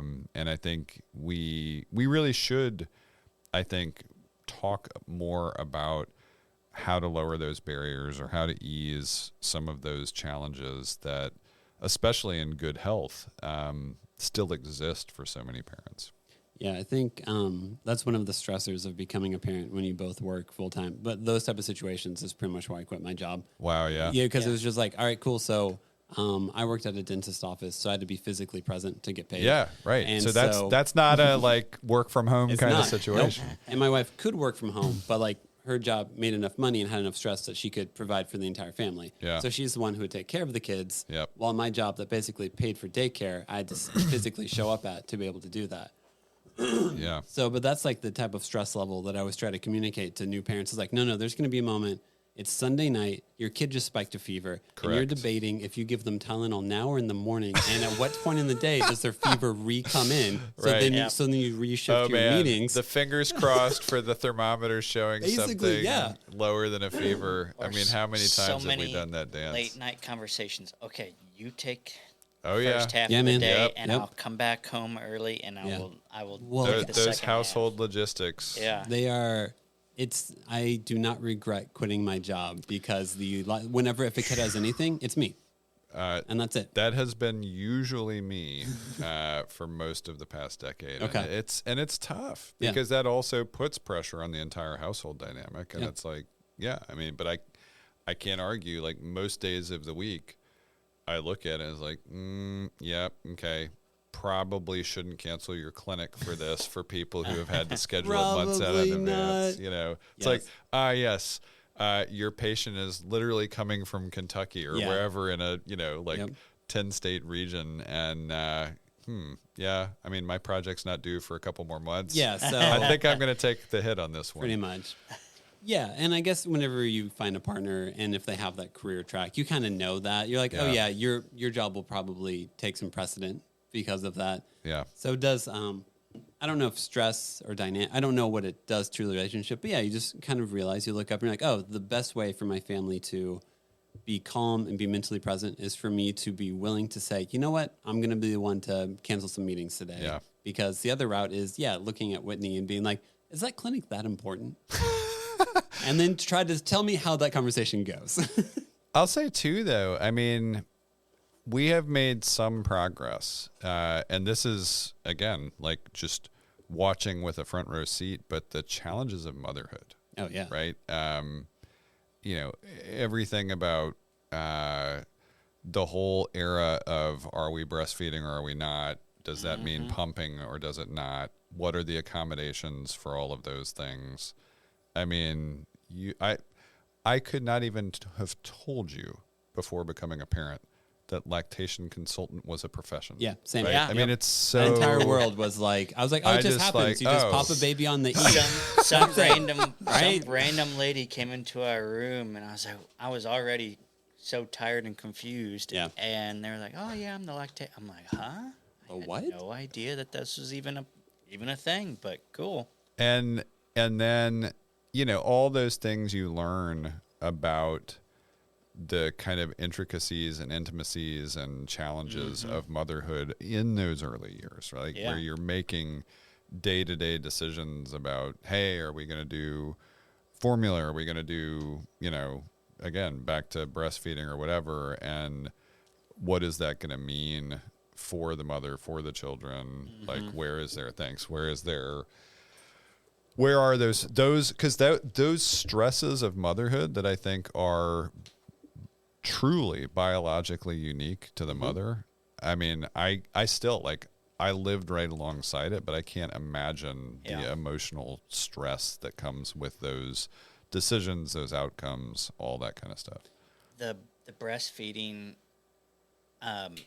Haley and Ada would latch, but would not have enough, I guess, suctioner to actually breastfeed. It was the hardest thing for Haley to accept that we weren't going to breastfeed. That wasn't part of motherhood for this child. Yeah. I mean, that was one thing that she was kind of looking forward to. Yeah, and we had that with our older daughter, and then you learn all about the pumping thing and why lactation consulting matters. And then I swear, like with our younger daughter, Whitney came out a few weeks in, worried we were going through it again, and she's just like, it's working. And so then they but it's crazy because it changes the approach. It changes the mother-child bond. It changes, like, there are so many, like, the difference between almost traumatic stress and then if it's what you want to do, the joy that comes with it. And living alongside that, I mean, I can only experience it as a partner, but even that experience says this is real. Like the emotional roller coaster of motherhood is so fundamentally different than I think anything that I experienced as a dad.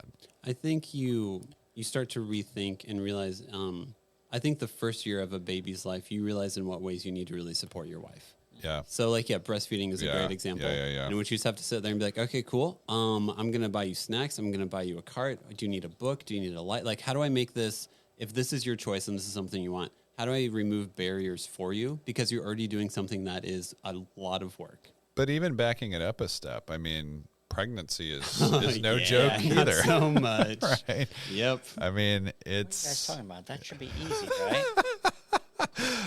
You sure man. You're a dad? Can we'll call in Haley real quick. Hold on. Yeah. And I mean, a big old slap on my face. Yeah, pretty much. And so all of that, the whole process of pregnancy, and I think that's the other part of it that again, you sort of, I will say, I lived through most of my 20s, and maybe a handful of my friends had kids or whatever. But I really think once you get serious about any aspect of family planning, and you start to encounter more parts of where not just the health and medical pieces come in, but the social pieces come in. I mean, since then, I've learned, like, I now realize I have in my own personal network stories of heartbreak and challenge all the way through. Everything is perfect. And it's just like, it almost seems like too easy to be real because we've seen it all now, right? It's like, I have a lot of people I know that were hoping to be able to have kids and couldn't. I've had stories of miscarriages. Yeah. We certainly know people that have had challenges that brought them into a pediatric neurology clinic, right? Or other things, or again, the stress of what happens through labor and delivery. And, we've got friends who have been born, like have had kids born extremely prematurely, and the challenges that come with that. And,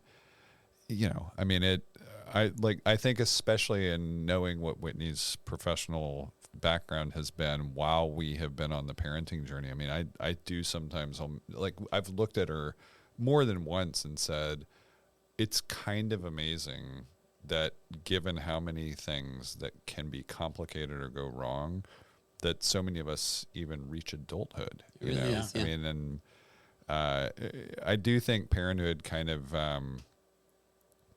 it shows you the just full spectrum complexity of life. Yeah. And that part is there with all of the, yes, the joy, the fear, the conflict, all of it, the good and the bad, but it's incredibly complicated. But then you watch a person grow up and define themselves. I mean, both of our girls have always had these strong senses of their own identity, from everything from fashion to their taste for what they want to watch or eat or anything like that. And those kinds of things are amazing to watch because you have no idea. Yeah. When they're born, you have no idea. No. Whenever we were pregnant with our oldest, Inside Out came out. Oh, yeah. Which, when you have a daughter and you're watching that. But, at the end of that movie, it basically tells you have to hold two emotions at once. And that's the best way to mature. And I think that's a really exhausting thing about being a parent is for so many years, you have to teach them binary, basically. Yeah. Harmful, not harmful, harmful, not harmful. So you have to stay young and curious at all times. And you have to almost like change your parenting style with your kid as they get older. And at some point in time, you have to change from harmful, not harmful to like, actually, yes, sometimes you run into something that makes you sad and happy at the same time. Yeah. And then you have to like be in check with yourself at all times. Yeah. Oh, man. And come on. It's funny because I also feel like very related to that, and the way that sometimes that kind of grounding that comes from the creative expression and imagination that they're interested in, particularly as younger children, and the way that they engage in the world is sort of seeing so many things through new eyes and with a fresh outlook on so much. It can make you feel younger in that moment, but then the just exhaustion of those days, right? I mean, there are plenty of times where I have felt older as a result of being a parent. I don't think I threw my back out until I turned 35, and I was like, okay, here we go. I just I wound up for both girls. It was kind of like, all right, I'm carrying them on my left hip, and why do I have lower back pain on my right side? For as I massage my left shoulder, the 30s, man. That's when it all starts. That's when it kind of goes uphill and downhill at the same time. You do the stuff that you're like, oh, I'm arriving, but also my body's not. Don't have a lot of things to recommend for your 40s on that front. So, Your body doesn't start magically it healing itself. Didn't actually turn out to get easier to age. Dang, I hate to be the ghost of You're the first person who's told me that. Yeah. But I mean, interestingly enough, I actually don't feel that much older than when our first daughter was born, and so I still feel like in many ways it's actually really good because I kind of can keep up with them. And it's also interesting to have them experiencing life at a little bit of a distance because like, while I'm sure sometimes our younger daughter gets a little bit of FOMO if I do like a father-daughter movie night with something that say like, even PG or whatever. That's like the other night we watched Ready Player One. Okay. And that was so interesting because I was like, I want to see if you're interested in watching some of these other things because they may actually even help you understand some of the references in Ready Player One better. But she was like, no. And she loved it. I mean, she was like, I would spend so much time making my own avatar. It was just so funny to kind of see how she experienced something that is like very contemporary in its conception, but also constructed around stuff that is very retro, but like getting to experience that with her and yet both of them, I mean, I think this is maybe unique to having two girls, but like Bluey captivates the entire family. Just absolutely. No, it's like a countdown. I'm like Google searching every other week. Like, when do the new episodes drop? No, I know there's more episodes in season 3. I need them. That was the thing. Just a few weeks ago when they had the new episodes in season 3. It's only like 10. And a hidden one in season 1. There's a hidden episode in season 1 called Teasing. Yeah. Oh. It's where they call Dad King Teaser because, he makes fun of everything and he's kind of a punk. If you go back to season 1, there's one in there called Teasing that just got released also. It was so funny, though, because we would watch first, like, their response to it, and then inevitably I would be coerced into playing some of the game. Like, even earlier today, they were being grannies, and it's just like... And it was like, this is pretty good.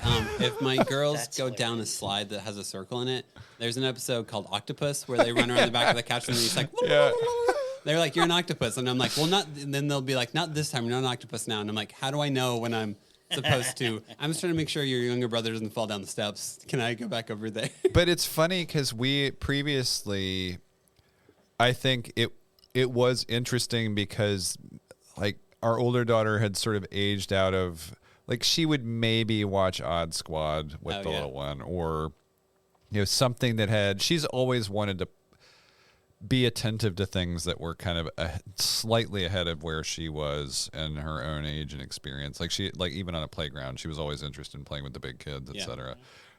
And somehow like Bluey landed, and just the way it puts humor and family and parenthood, like, I mean, most days I'm sure I love it as much as they do. Oh yeah, no question. I mean, it's such an incredible. I mean, again, they've, they did all of the stuff like things that I thought were also hilarious, like Peg Plus Cat, and I think Odd Squad is actually very good, but nothing quite set everybody down and even brought them, I think. Like they'll still sometimes without us just be like, you'll hear, hey, you want to watch Bluey? Yeah. I mean, I think I've cried during multiple episodes of Bluey. Oh man. They're like, I can think multiple episodes where it gets to like the climax of the 8-minute episode and I'm like, that's a beautiful story. Yeah. Oh god. The what's the one I just forgot the name of it. The one where it's like you're literally hearing Holst's The Planets play while they're going through space. Oh, it's like Sleepy Time. Yeah. Sleepy Time. Even just if you can't see me, I'll still be here, and you'll feel my warmth. And you're like, oh, that one got me deep. Yep. Yes. Curry Quest. That's the one where Bandit takes Bingo, and then he like goes on a work trip, and he's like trying to not talk about it the whole time. And I'm like, oh, that's a really sweet episode. Yep. Oh man. There are so, I mean, I can so thoroughly relate to Bandit, especially having two daughters. Yep. And like I can't remember the name of it, but the one where it's basically just the two of them yelling, "Dad, Dad, Dad, Dad, Dad." I'm just like, this is hyper realistic. The Hammer Barn episode where the dad really wants to buy the pizza oven. Oh, yeah. And he can hear his kids yelling in the other aisle, and he's like, must be another Bluey. The entire time I'm like, I haven't really had that moment, but I've had the thought of having that moment while in Home Depot.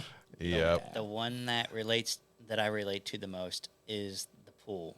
Where he forgets everything. Where's our swimmies? Where's the sunscreen? Where's this? And then my wife coming to save the day later on. Yep. Yeah. I personally, Unicourse is still my favorite one. Oh, my where God. he makes the little amazing. puppet read the story. And it's like, if you actually look at that episode, it's pretty smart. Bluey can't fall asleep because her mind is racing too much, thinking about too many things. So he creates a problem for her to solve by being a jerk puppet and going all in on the jerk puppet. Amazing. It's like actually really smart. I feel like I'll walk up to my kids and be like, I'm looking for Willie Healer. And then they'll scream out, it's chilly. So yeah, you just embed it into your family. And it's really cool to have found a show that you can actually embed into your family language. Yeah. And it's actually good to embed into your family language. Yep. Yeah. Yeah.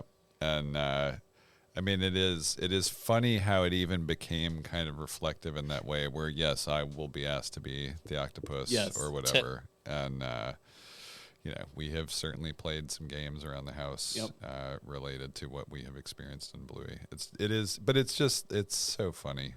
The way they come together as sisters is also, I mean, I feel like with a 12-year-old, we're kind of in the space of the twilight of childhood. Mm-hmm. But every now and then, you can see her with her friends, and I mean, they are rushing to be teenagers with all of their might, and then you'll just catch a glimpse of the kid who's a sister and anchor around that. And it's those, I mean, again, it's great to see. And I mean, I will say, I'm very lucky that I grew up very close to my brother. I mean, we are still best friends. I mean, years ago, we were in a kind of a group project setting, and one of the people in it was like, "Are you guys psychic?" Because because you're in tune with each other. Yeah, because we're in tune with each other. And there are moments where you can see the strength of that bond between these two, and it's really incredible. No, I think you spend a lot of your days. One of the best things about having a family unit is you get to create your own common language with each other to some extent. Yeah. And then you got into the world and you realize that common language is not so common. It is only in the household, and boy, do we have it. Pretty much. And it's really cute and it's really sweet. And then I think sometimes you get a good glimpse of you run into someone out in the world outside the one you created in which they share a common language of you. And I think that's usually how I define community. It's just like we speak a common language, and it's pretty lucky to have found it. Yeah. Amen. Yep, for sure. Well, all right. I'm going to bring it back to the origins of this. How what brought you guys together in the first place? Yeah. Why do we have a podcast? Why have you been sitting here for an hour and a half talking? Yeah, exactly. Justin, community. Yeah, I mean, in reality. We live in South Nashville, Radnor District 16. Yeah, just north of the zoo. Yeah. Yep. And we have a lot of families that are around our age that have moved into this little neighborhood. And we have one family that likes to do pancake breakfast every Saturday or first Saturday of the month. Chili cook-offs. And things like that. And so I met him, Devin, through those events, and his baking of cookies is what brought us together. I'm glad that my baked goods are what really caused our friendship. Yes. That's nothing says community like food, right? Pretty much. Yeah, I just absolutely loved his cookies. Not me, just the cookies. Yes. And it's funny because I got some advice from a friend when several of us were kind of becoming parents around the same time, and I thought this was actually pretty good advice. It was basically like, don't go in deep on parenting books. Oh, yeah. And I found one that I thought was really exceptional that I still recommend to a lot of my friends, which is Brain Rules for Baby. Okay. But it was also interesting because a couple years into our journey of becoming parents, Whitney discovered, and you guys may have heard of this, The Shortest Longest Time as a podcast. No. It's really fascinating. And Okay. I love the way that even is described, but it's a parenting podcast and it's the shortest, longest time. And it's like, oh man. Yeah. And it is, That's fair. it's a lot of exploit, and it's not, most of the time it's not super long episodes, but it'll be like some wrinkle of parenting. And I do think sometimes it is just really fascinating and frankly very helpful to just hear people's experiences, right? And to have that be a shared process. Because I think that's why I was so astonished that so many of these things that wouldn't have shown up in a parenting book, right? Oh, yeah. Of like, here's what you feed them. It's like, it's very different. It's like, what do you do? Like, I mean, it is.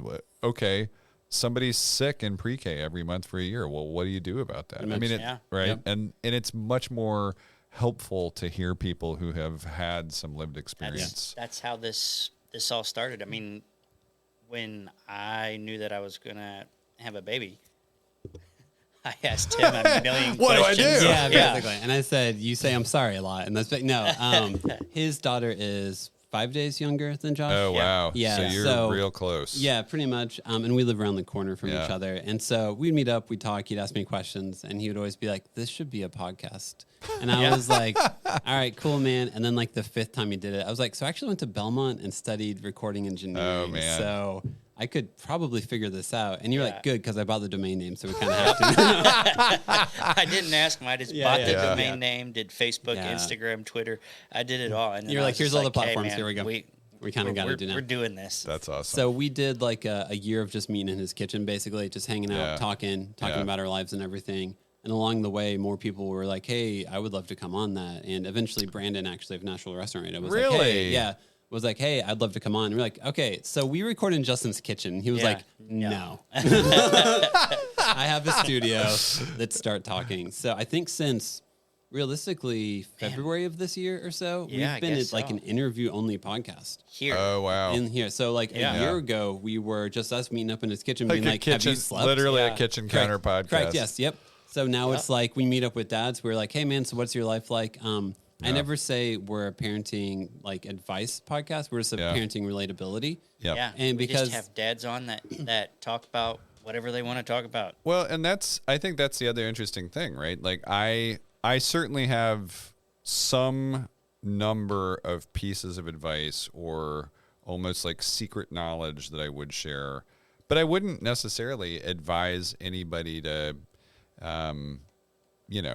pursue your approach to being a dad the way I do, because it is so personal. It is so dependent on how many kids you have, what those kids are like, what the overall family dynamic is like. I mean, I always was a night owl. I always had interests strong enough that I never wanted to set those down, for better or for worse, for at least the latter portion of the more recent part of being an adult. I've tended to be, I would say, busier than average. And I mean, that is not a thing I would go around recommending that people do necessarily, right? I mean, it's more like do what works for you is kind of the way I look at the whole thing. But I'm glad you guys are doing it. Yeah, I think I would mostly encourage people, like, know your partner and know how to communicate to them honestly. Yeah. And that's a very difficult journey because you don't necessarily know. It's hard to be that in tune with yourself to communicate honest things. So that is actually, I mean, it's funny. I don't even know how the books jumped off the shelf at me, but Brain Rules for Baby, not only does it cover sort of like the prenatal stuff and take you all the way through kind of like pre-0 to 5. Yeah. It has a lot of stuff in it about the partnership process. And so much of it for both partnering and parenting is focused on the idea of empathy. Yeah. And man, it taught me a lot about, and I, for me personally, it was a great guide to both directions, right? Because, and I certainly have plenty of single parent friends, but I feel like that what exists there is very different in terms, like that's a whole different balance to strike, but the balance to strike with a partner is incredibly important to the balance that you strike and that was what was also so fascinating is we really did have, as a one-child household, our rhythm for a few years. Yeah. Like we had it. Like it was a strong, steady, easy rhythm. And then because of two being more than one and the second daughter having such a different personality and different sleep schedule, different behavioral characteristics, the rhythm of four has been wildly different and frankly more chaotic than the rhythm we had as a family of three. Yeah. So, but it's part of the fun. It is. It is part of the fun. And it's a reality. Yep. And I will say, I can't imagine having three. Oh, yeah. Yeah. Since I was a stay-at-home parent, we were like, so if we have a third kid, we don't pay any daycare cost. Interesting. Right. So you would just, and you already work from home, so you would just come out and nurse them and then go, Hey, it works for you. It works for us. Yep. It's all good. Oh, yeah. I mean, it's a very lucky position to be in that I can be a stay-at-home parent at all is extremely lucky. Yep. So. Well, and again, I mean, knowing what we know, even for us, right? Like where our professional lives were explains so much about the age gap that our daughters have. Yeah. But I also feel like we wound up right. I mean, I feel like I kind of won the parent lottery in the sense that my parents, like for me and my brother, like, might not have been a resource-rich environment most of our growing up, but we had, good homemade meals. We came around the table for almost our entire growing up to have dinner together, and it turns out those simple things like that have just incredible long-term positive outcomes associated with them, and so we lucked out in that regard, and I feel like we're in the incredibly fortunate position of being able to offer a roof over our heads, good meals that bring our family together. Obviously this year has been a little more challenging in the family dinner part of it, especially the past few months. But for years, we have been able to do those simple things where we focus a lot on the family dynamic, the family rhythm, trying to keep that stuff and having some balance to it. Yeah. No, it's like almost every parenting book tells you what to do for the big moments and not so much for the little moments. Right. And I think There are a lot of little moments. There are a lot of little moments, and you usually define how you approach them with your partner. Yeah. And it's just feel like you'd have a partner in which we agree on what we do with the little moments. And so this may be a great place to kind of end because it's here we are in the bedtime space, but in a rhythm we didn't necessarily anticipate being so thoroughly disrupted was bedtime stories. Yeah. And so with one, it was easy. Even when our younger daughter came along, that first year really was fine because she would just kind of either fall asleep or wriggle around a little bit. But then it was kind of like after that first year, it was like, we can't really do this the same way. Yeah. And so what we wound up doing that has worked pretty well for us is we just would swap. Yeah. And so we have now for several years, we'll just alternate days. Yep. And so, but it's amazing because like with our 12-year-old, we went through the stages of after she learned to read, we would do Elephant and Piggy together. Yeah. Right. And now our younger daughter has gotten to that point and they both love it. That's really cute. But then our older daughter started to want to read to us occasionally. But then when she got older and kind of into graphic novels and then into novels, it was like bedtime stories with her meant she would read whatever she was reading and we would read whatever we were reading. And it turned out to be a great way for both of us to still get some reading time in during the day. And then she and I added, we've been, making our slow journey through all the Harry Potter books together. But I wasn't expecting it to kind of actually be something that sort of split up that evening routine and ritual. Yeah. But they both love it. And so we've just even all the way in through preteendom, it's just been a great way to kind of wind down the day, get some time with both girls, both getting some exposure to us, also having those moments that you might share with one parent and get some time just with them. And, I mean, it's my goal most nights of every week to be home for bedtime stories. Yeah. Well, thanks for staying out late for this one. There you go. We end our episodes by asking every guest just 5 questions. Sure. That's how we put our. Here we go. That's our bedtime it's the old, routine. It's the old Daily Show. That's thing. right. Yep. Then we'll have All the moment right. of sin after. Yeah, there you go. Can't wait. All right, Freddie. First question. What were your kids' backup names, if you had any? Okay, so this is really interesting.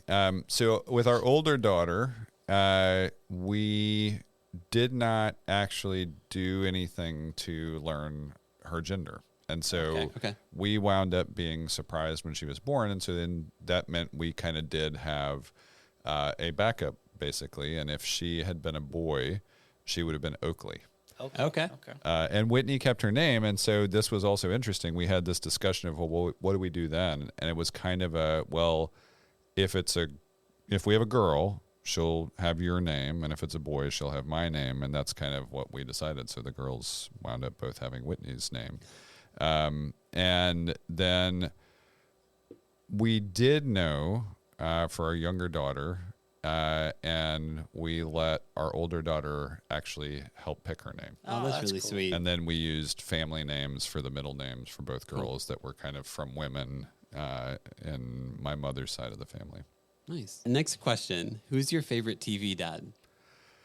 I mean, hard not to go with Bandit, to be perfectly honest. Yeah, just keep the theme I'm of the just episode trying going. to think if there's anybody else. I mean, He's hard to beat. he is hard to beat. His standard is too high for fatherhood. No one can live up to that. Like, Yeah, but it's not like he's the, yeah, he doesn't do things right that often. Bandit has some challenges Oh, yeah. too. Just a bit. I mean, I'll say it this way: Bandit is, despite his flaws, superior to Homer Simpson. Oh yeah, right? but that's so, and then he wasn't drunk for most of his kids' childhood. Yeah, I mean, I'm struggling to think of somebody that I would put higher than Bandit on that list right now. Okay. That's a solid answer. It's a common answer because he's so good. Oh, So. he's so good. All right. Least favorite kid show or movie? I got to tell you, of all of the amazing things that Pixar has done, I got to the end of Luca and I was like, why did you guys make this? Like, what is this? This What's is the point of garbage. This is like a dumber version of The Little Mermaid set in a place and time that no one is going to find. Like, it wasn't even put in I don't know. Like, it made me almost mad that I had wasted my time watching it as a movie. I'm trying to think. The musical score for Luca, though, is really good. It's really solid. That's all I'm gonna say. As a music nerd, this guy who did the score for that did a fantastic job. Did not, and I say this as a music degree holder myself. Yes. Did not catch my Didn't connect with you. Didn't work. Well, for whenever me. your kids realize that you have Spotify and you have access to all soundtracks on your phone, and they make you listen to it endlessly, you start to appreciate. I got to tell you, a simple thing that I think the Spotify's and Apple Music should do is basically filter out Kids Bop from the end of your. Wouldn't it be great? Right? Like, that's all. It's Wouldn't it like, be guys, great? don't mess with my radio stations. man. Don't put my end of you. Like, just know that we didn't have a different profile, because who wants to mess with that Pretty much. headache of doing that? But no, then there's a close, so Luca's on my movie list, but for TV, Caillou is just like Consistent answer. Yes, You're it the is. fourth person we've and it's had. not like, I mean, the song is a little bit of a brain worm, and I know some people who find it particularly irritating. I don't. It's actually that Caillou's a really obnoxious kid. That's That's what the we keep problem hearing. with it. I am not like, letting it's her not ever watch like that show. actually the animation style I can kind of get with. Like, the music is a little bit goofball catchy. Yeah. But Caillou's a whiny little dude. That's what, like, he is. We've had people be like, his voice alone makes me turn off the TV. Nope. Nope. That is awesome. All right, next question. Do you have a favorite kid's toy? Like, when your daughters went to play with it, you'd be like, oh, this is actually really fun to play with. So, I'm trying to think if there was something distinctive that either of them ever got that I was like, that was new to me that I thought was amazing. But I will say they both got into Lego pretty big, and this was very exciting for me because I was also a Lego kid. Yeah. But they actually submitted to the jointly as a team a just beautiful scene that they invented out of their own imaginations for the Nashville Public Library's Lego contest. Yeah. Oh, that's and cool. we have enjoyed one of our favorite family watches for 3 seasons has been Lego Masters. Cool. And outside of that, like, we do puzzles and board games. I'm trying to think if anything else stood out as just an amazing kids toy. They each kind of have their own things. I will tell you, I have zero fondness for slime of any kind. Oh, yeah. Like. What about Play-Doh? Play-Doh. So the thing about Play-Doh is, I think the part of me that has any OCD tendencies wants the Play-Doh to go back in the containers, and it never does, and then it dries out or gets all mixed up, and it's like, who would invent a thing like this? And it also Somebody without it kids. smells terrible and tastes terrible. worse, right? And of course, the thing that any kid wants to do is taste it. Yep. And it's just like, this is maybe not our best idea. So I'm a little bit down on Play-Doh. I'm not like a Play-Doh hater. Yeah. But I'm not a Play-Doh enthusiast. And I do tend to be a little bit classical in the sense that just blocks can do anything, because you can combine them with other things. Like you can build incredible structures and cities for things. Like our older daughter, when she was younger, we kind of inherited from some old family friends just like a small collection of brightly colored wooden blocks. Yeah. And she would invent it's really these like cool. forests and cities. And I used to take pictures of them. Yeah. But it's incredible. I would have sharply discounted the incredible power of the cardboard box to be a toy. Yep. Like both of our girls. Yep. Like there have been times literally when they have been more excited about the box, especially if it's large enough for one or both of them to fit in, than the thing that came inside it. Or you find yourself hiding the Amazon box because you need to use it later to ship it in. And if your kids find it first, then they're going to use it. And you're like, no, I need to do a return. I need to hide this box in the We closet have somewhere. had so many spaceships designed. Yeah, man. We have had, just like fortresses and other, the box is kind of amazing. And then, closely related to the box is the fort made out of course. pillows, blankets, what have you. Yeah. Awesome. Last question. All right. What moment of your kid's life are you most excited to be a part of? Is it either both?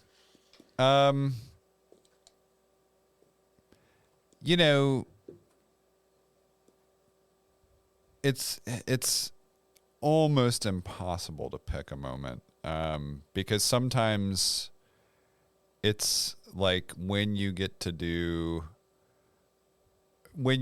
a stage of life where you can enjoy it together. One of our favorite kind of excursion places to go is to get down to Chattanooga. Yeah. And so our older daughter had kind of gotten into rock climbing, which I don't know how she picked that out of the ether. Like one summer, she'd kind of graduated from swimming lessons, and she was like, yeah, I'm getting out of the pool, want to climb. I was like, what? Where, how did this even occur to you? I'm not even sure. I think we had maybe done like an Aiken PTO night at Climb Nashville, and maybe that's where it kind of came from. But there's a place down in Chattanooga called High Point, which is awesome. Okay. And it has this whole room of rock climbing stuff for kids. And the first time when she went, before she was little, some of the stuff was a little too big for her. And then the second time, it was her jam, and she just conquered all the stuff in there. And it's kind of amazing to see, I think in some ways for both of them, it's the moment when they have their own realization that they can do a thing that they couldn't do just a little bit before, right? Like that the persistence paying off, right? Like that the value of effort. And I think it plays out in a bunch of ways. Like it can be that, it can be the graduation from swimming lessons. It can be even like the moment of being there for our older daughter's first steps, right? Like those, but that's the same thing. It's like she had been wanting to do it to try. And then I think it's sometimes the moments of terrific family joy, like being on a family vacation and getting to do something just extraordinary while you're doing it, whether it's like an outdoor thing of natural beauty or some experience in a city that is unique to what the destination was. And then for each of them, there have been some special moments where it's just like the two of us and you get to have just that one-on-one father-daughter time. And sometimes it is just as simple as being home to read like part of a chapter of Harry Potter, or me be Gerald and they be Piggy, because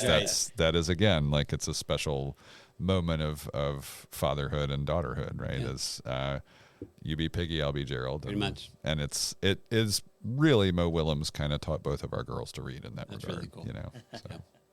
Well, you're campaigning currently. Do you want to plug like your Instagram handle, Twitter? Like if we want to follow you, like how do we do that? Yep, sure. Yep. You can find it all at readyforfreddie.com. Sweet. I do happen to be running for mayor at this moment.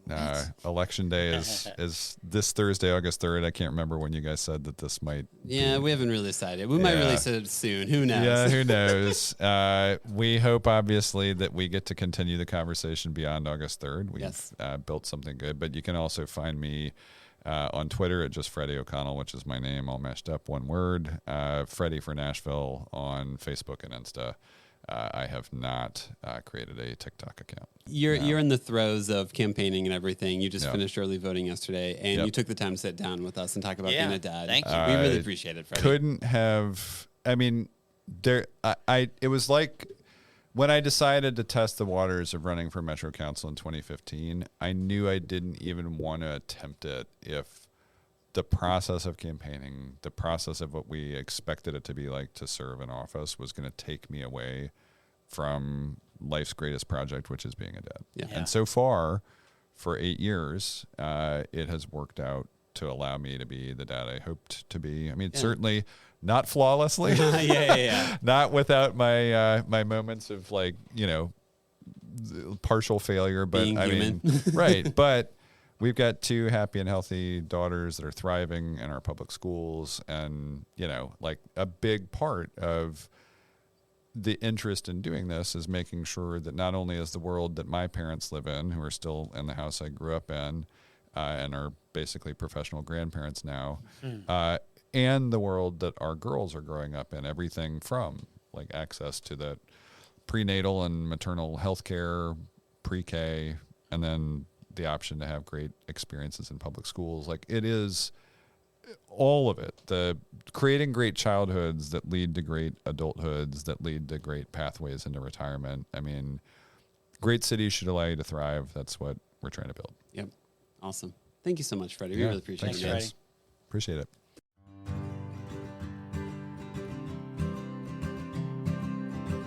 Thanks again for listening. Make sure to follow us on Instagram at the Nashville Dads and to subscribe to us on Apple and Spotify podcast.